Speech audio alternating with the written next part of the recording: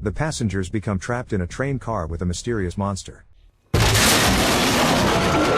In the middle of the night, on a quiet street in Paris, a terrified man climbs out of a sewer grate. Panicked, he runs toward a nearby taxi, but suddenly collapses. The driver rushes out to help, but before he can react, something invisible drags the man back underground. Horrified, the cabbie speeds off into the night. Meanwhile, 3 American tourists, Andy, Brad, and Chris, are traveling through Europe by train. They're thrill seekers on a carefree adventure, keeping score of how many girls each of them manages to flirt with along the way. When a stunning French woman walks past their compartment, Chris urges Andy to go talk to her. Andy refuses, she's not his type. The guys tease him for not having had a single romantic encounter during the whole trip. Frustrated, Andy promises that once they get to Paris, he'll show them what he's really capable of, and they'll be the ones who are jealous. That evening in the French capital, the trio sneaks into a restricted area of the Eiffel Tower. Andy pulls out a notebook and starts calculating something before digging a long rope out of his bag. Concerned, Brad apologizes for teasing him earlier and tells him he doesn't have to prove anything. But Andy insists he's going through with it. He wants to jump from the tower. Just then, they hear footsteps. Someone else is coming into the off-limits area. The guys hide. A beautiful young woman appears, crying. She slips a note into her blouse. It's clear she's about to jump. As she climbs over the railing, Andy steps out of hiding and tries to stop her. But before he can reach her, she jumps. Without hesitation, Andy leaps after her, the rope still tied to his ankle. As they plummet toward the ground, Brad and Chris manage to grab the other end of the rope just in time, stopping the fall and saving them from certain death. Andy reaches out and grabs the girl by the leg, but she slips from his grasp, leaving only her shoe in his hand. Thankfully, they're close enough to the ground by then that she lands safely, unharmed. At that moment, Chris and Brad haul Andy back up. During the ascent, Andy slams his head against a metal beam and blacks out. The next day, Andy wakes up in a hospital bed. Brad hands him the girl's shoe. Andy admits he's fallen for her and begs his friends to find the note she left, hoping it holds a clue about who she is. Chris and Brad set off to find the letter, leading to a series of awkward and hilarious run-ins with annoyed locals who aren't thrilled by the tourists' clumsy snooping. Back at the hospital, Andy can't believe his eyes. He spots the mysterious girl walking down the hallway, now dressed as a nurse. He jumps out of bed and rushes after her, calling out and trying to return her shoe. She turns and smiles at him. But the romantic moment is cut short when a clumsy doctor bursts out of the operating room door and accidentally knocks poor Andy to the floor.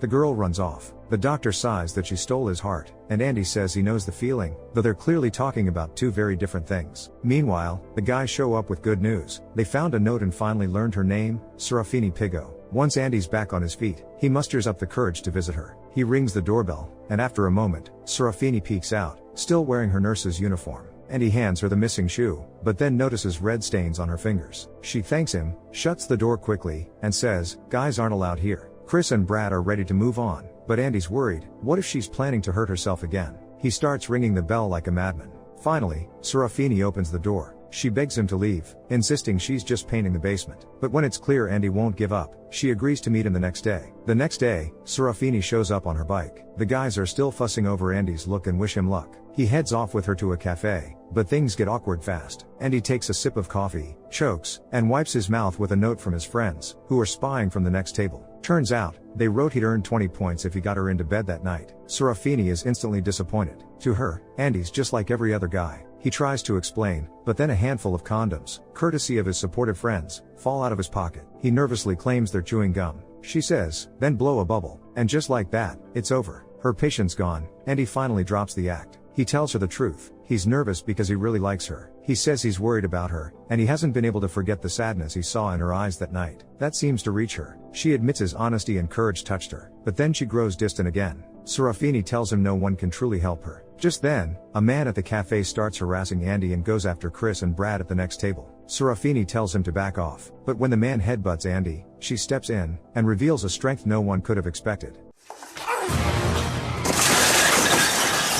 Realizing she's revealed more than she meant to, Serafini panics and bolts from the cafe. Andy runs after her, completely captivated by what she can do. They nearly kiss, but suddenly, she pulls away. Serafini begs him not to follow her, insisting it's for his own good. Andy is left standing there, heartbroken. His friends chalk it up to a classic hard-to-get move, but Andy's genuinely worried about her mental state. Back at the cafe, she had told him she was an orphan, and hinted that she blamed herself for her parents' deaths. Determined to get answers, the three of them head back to her house. This time, a man named Claude opens the door. He says Serafini's not home, but gushes about how much he loves Americans and invites them in. Andy declines and asks what Claude's relationship is to Serafini. Claude vaguely replies that he's her guardian. Before they leave, he hands them a flyer for a party at Club de la Lune, assuring them Serafini will be there. Temptation gets the better of Andy. He convinces the others to check out the club. Despite the bouncer letting in some shady-looking people, he turns the Americans away, saying it's a private event. But when Chris mentions Claude's invite, they're finally allowed in.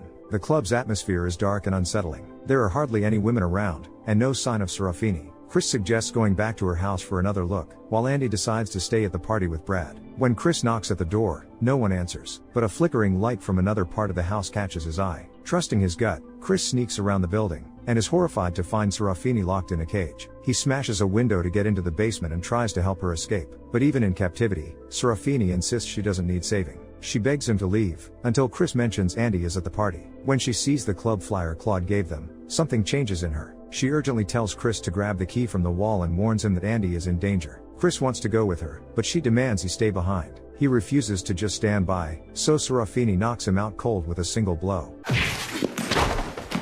Soon, Chris wakes up inside the cage. The key still dangles on the wall, just out of reach. The basement feels eerily quiet, except for a curtained-off section where strange noises echo. Chris yells for help, but there's no response. Meanwhile, Serafini arrives at the club. The doorman looks clearly unsettled but lets her in anyway, even though Claude never gave the okay. She quickly finds Andy and tells him they need to get out right now. A man named Jack steps in their way, but Serafini insists Andy is with her and pulls him toward a narrow tunnel corridor. Claude catches sight of them and sharply orders Jack not to let anyone out. They both rush after the pair. Brad follows close behind, unaware of the danger lurking ahead. Inside the cage, Chris gets creative. Using some tied-up clothing, he manages to knock the key loose and drag it within reach. Serafini and Andy keep running until they reach a wall with a dark, ominous hole. Serafini insists Andy has to go through it alone. As they say goodbye, she kisses him, and he feels her claw-like nails rake down his back. Panicked, Serafini shoves him toward the hole, screaming for him to go. Andy still sees Claude as the real threat and hesitates. Even when her voice shifts, unnerving and inhuman, he doesn't move until she starts throwing bricks at him. Claude's men begin transforming into terrifying, beast-like creatures. Moonlight shines on Serafini's face, revealing a shocking truth. She and her friends are werewolves. After transforming, Serafini slips through the hole and almost runs into Brad, who's searching for Andy.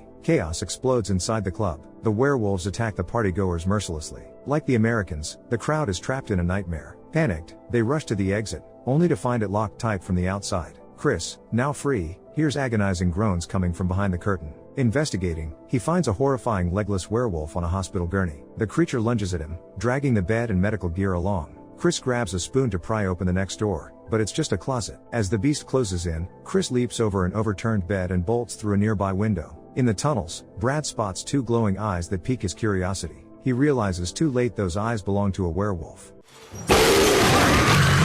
Brad doesn't survive the encounter. His body is swept away by the current. A shaken Andy also runs into the beast and bolts in terror. He manages to slam the gate just in time, but the creature easily breaks through. Though Andy uses a metal rod to slow it down, the werewolf bites his leg during the chase. The next morning, Andy wakes up at Serafini's house. His senses feel unnaturally sharp. Chris hides in the yard, watching through a window as Serafini blends human organs in a blender. He throws pebbles at the glass to get Andy's attention and warn him, but Serafini enters the room with a drink before they can talk. Andy is convinced he was bitten by some rabid dog, but when Serafini inspects his wound, she explains it was a werewolf bite, and now he's turning into one of them. Andy laughs it off, until terrifying hallucinations start. Serafini insists it's a normal part of the transformation. Then suddenly, her mother appears in the room, scolding her for getting involved with Andy. Andy flashes a memory. Serafini's parents are dead. The woman standing before him looks like a zombie. Horrified, he jumps out the window and runs without realizing his newfound physical abilities. He doesn't hear Chris calling after him. Chris is already trapped by Claude. After a while, Andy returns to the club, now swarming with police. There, he sees Brad's lifeless body being pulled from the river. The loss crushes him. At that moment, Inspector Leduc approaches and takes Andy in for questioning. At the station, Andy learns that all the bodies are missing their hearts. He tells them the truth, but no one takes him seriously. Later, as he wanders the city trying to make sense of everything, Andy battles his physical changes and a rising, primal hunger. His instincts kick in when he meets another American tourist, Amy Finch. She notices his strange behavior but agrees to have dinner with him anyway. Andy tries to keep himself together, but suddenly, he sees Brad's ghost staring back at him from his plate. He starts speaking emotionally to him, leaving everyone around completely bewildered. Rushing into the bathroom, he keeps talking to the ghost. Brad confirms Serafini's story and admits that he's now a zombie, his soul trapped on Earth until the werewolf who killed him is finally gone. Brad warns him to leave Amy alone and lock himself away until sunrise. But stubborn Andy, despite all the warnings, chooses to ignore the danger. He takes Amy for a walk through the cemetery, where they drink and prepare to make love. Meanwhile, a detective stealthily tails Andy, moving quietly among the gravestones with his dog. Suddenly, Andy starts feeling the pull of the moon. Panic-stricken, he abandons Amy by a tombstone and dives into a fountain to cool himself off. Confused, Amy doesn't understand what just happened. Moments later, Andy emerges from the water in full werewolf form and begins chasing her through the cemetery. Desperate, she tries to confuse him with spirits and hides inside a locked crypt, but then she sees the shadow of a dog, and terrified, she steps out at the worst possible moment. Andy attacks her, and then turns on the detective and his dog, devouring them both. Andy snaps back to consciousness amid flashing cameras and chaos. At that moment, Inspector Leduc arrests him, confessing that he hired the detective to keep tabs on Andy. Left alone in the morgue, Amy suddenly opens her eyes. The girl curses him fiercely, and then Brad appears, sparking a heated argument between the zombies. The higher-ups mock Leduc's wild theories about Andy and order the guy's immediate arrest. But Andy escapes from the morgue and keeps talking with Brad and Amy. Finally, they manage to convince him of the unbelievable truth about his transformation. Brad explains that the only way to break the curse is to eat the heart of the werewolf who infected him. Andy is convinced it must be Serafini and refuses to hurt her. At that moment, Claude's gang ambushes him and drags him off to an old church. Deep in the catacombs, Claude reveals that his pack consists of elite werewolves hand-picked to form a dominant breed. Andy's transformation was accidental, but he can still join them, if he proves himself. Claude then leads him to a cell where a tortured Chris hangs chained up. The leader offers Andy a brutal choice: kill Chris and rip out his heart to become part of the pack. Andy refuses, even after being told that refusal will cost him his own life. Instead, he lunges at Claude, relying on his enhanced reflexes to escape. But he's surrounded by even stronger werewolves, and the plan fails. Just when all hope seems lost, Serafini bursts into the cell through a back door and sets the basement on fire. As she and Andy run through the tunnel, she pours gasoline behind them and lights it with a torch.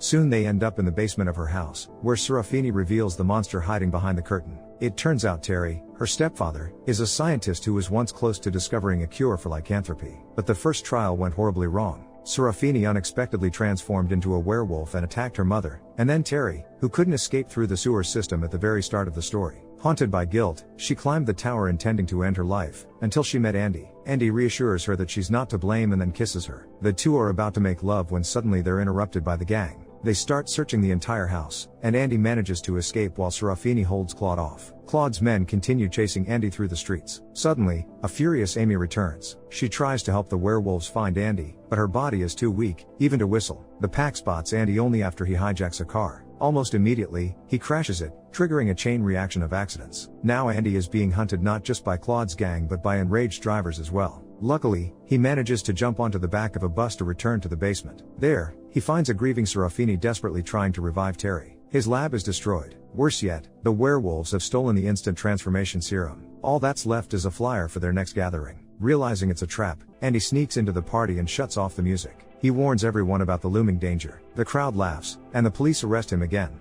Outside, Serafini watches as a guard seals the exits. The police realize the doors are locked just as a terrifying spectacle begins. Claude and his team, disguised as monks, take the stage. They display a crucifix with Chris tied to it. In desperation, Andy grabs an officer's gun and fires at the gang, but he's quickly subdued. Leduc orders everyone arrested, but at that moment, the fake monks inject themselves with the serum. The transformation is instant. The werewolves break free and ruthlessly attack everyone. Meanwhile, Serafini crashes through the door with a bulldozer, letting the survivors escape. Reinforcements arrive on the scene. Amid the chaos, Chris tries to flee, running outside with a cross on his back. Andy grabs another weapon and shoots a werewolf, warning Serafini that Claude is trying to escape. Then Andy manages to take down the werewolf that killed Brad, finally freeing his friend to move on to the afterlife. Hiding from the police, Andy and Serafini flee into the catacombs and split up. Leduc encounters a werewolf in the tunnel and runs, falling through a secret trapdoor, while the other officers aren't so lucky. Their heart-wrenching screams warn Serafini of the danger. She tries to shoot the werewolf but realizes she's out of ammo. She flees and stumbles upon a fallen monk clutching the last syringe. Serafini injects herself with a serum, transforms, and battles the beast on equal footing. When Andy arrives and spots two werewolves locked in combat, he fires, unaware that one of them is Serafini. The other werewolf dies instantly, and Serafini, wounded, shifts back to her human form. Andy is horrified by his mistake, but she only asks him to end her suffering. She also reminds him that eating her heart will finally free him. Andy hesitates for a long time, ready to kill her, but the police interrupt. He retreats back into the tunnel, determined to settle things with Claude once and for all. Suddenly, Andy slips onto the subway tracks just as a train rushes in. Claude lunges at him, but at the last second, Andy jumps aside, and the train strikes Claude. Passengers panic, and the conductor peers down the tracks, only to be attacked by Claude. Claude storms into the next car, terrifying everyone, until the serum wears off and he reverts to human form. Claude prepares another dose, but Andy bursts through a window and kicks it away. They clash in a brutal fight. Andy notices a scar on Claude's shoulder, the very one he gave him with a metal rod. Realizing Serafini wasn't the one who turned him, Andy flies into a rage. Claude tries to grab the syringe but accidentally injects Andy with the serum. Andy transforms and overpowers Claude, ripping out his heart. Months pass. Andy and Serafini are now engaged. During their ceremony inside the Statue of Liberty, Chris accidentally drops the ring. Just like the day they first met, the couple dives after it. They hover above the ground as Andy slips the ring onto Serafini's finger. In midair, would you want to have any supernatural powers? And if you suddenly turned into a werewolf, what would you do? Drop your thoughts in the comments down below, smash that like button, and don't forget to subscribe. See you in the next video.